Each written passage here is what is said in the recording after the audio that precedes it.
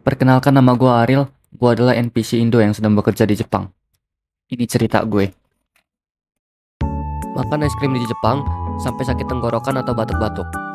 Day 6. Tempat gue beli es krim hari ini di Daiso.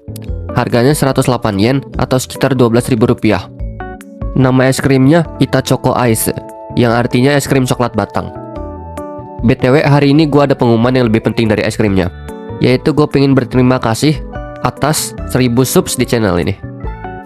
Sesuai janji gue dulu, sebagai rasa terima kasih atas 1000 subsnya, gue pengen bagiin uang jajan gue bulan ini senilai 2 juta rupiah untuk 7 orang. Caranya gampang, detailnya di link komentar, silahkan dicek. ご視聴ありがとうございました。